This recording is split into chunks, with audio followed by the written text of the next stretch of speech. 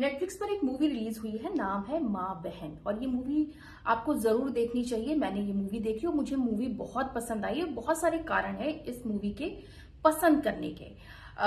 और इस मूवी को मैं देखने के लिए क्यों कह रही हूँ, इसका एक कारण दो क्लिप्स जो सोशल मीडिया पर प्रणीत मोरे के शो की वायरल हो रही हैं वो भी हैं। एक तो 370 रुपए की बिरयानी जो लड़के का बयान था, और दूसरा डॉक्टर सेजल का बयान, कैसे वो डेड बॉडीज के गुप्तांग के अपने साथियों के साथ मजे लेती थी।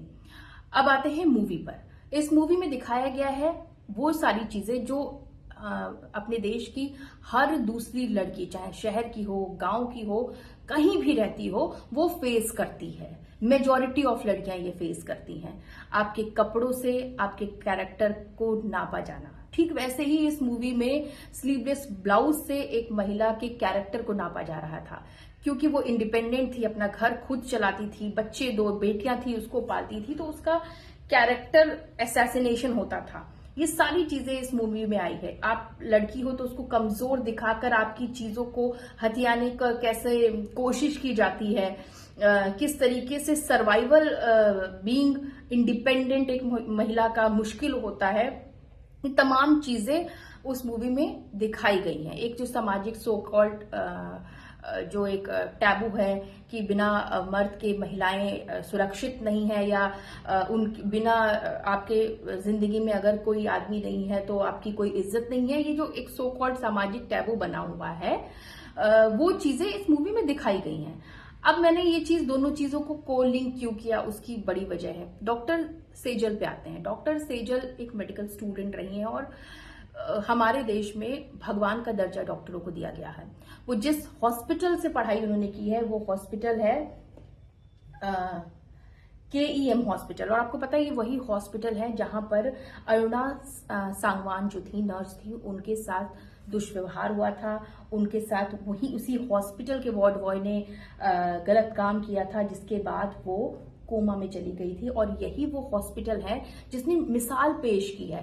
आज जब भी अरुणा सांगवान का नाम आता है तो KEM हॉस्पिटल का जिक्र जरूर होता है। यहीं की नर्सों ने जो दुष्कर्म हुआ था अरुणा सांगवान के साथ, कम से कम 42 इयर्स तक वो उसी हॉस्पिटल में रही, उसी हॉस्पिटल के वार्ड नंबर 4 में रही, और वहां की नर्सों ने उनकी देखभाल की। और इसी केस के बाद जो इच्छा मृत्यु की जो बहस छिड़ी है, जो हाल फिलहाल में अभी गाजियाबाद के लड़के को इच्छा मृत्यु के लिए सुप्रीम कोर्ट ने मंजूरी दे दी थी, उसकी जो नींव रखी गई थी वो इसी केस ने रखी थी, क्योंकि वो 42 इयर्स तक कोमा में रही, वेजिटेटिव स्टेट में रही, यानी कि अचेतना अवस्था में रही, जिसके बाद ये मांग की गई, सुप्रीम कोर्ट मामला गया कि उनको इच्छा मृत्यु दी जाए।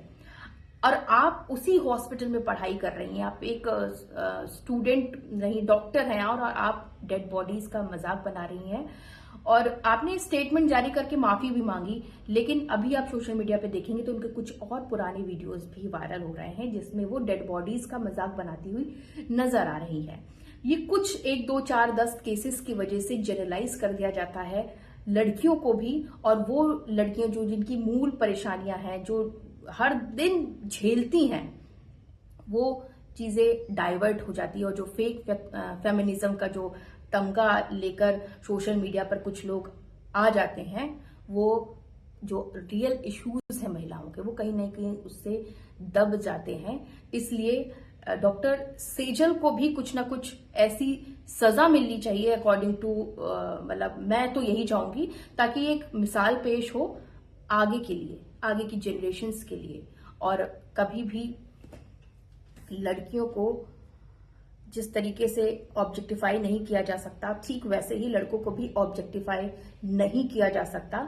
इसलिए कुछ चीजों को सिर्फ और सिर्फ एंटरटेनमेंट कहकर छोड़ नहीं देना चाहिए।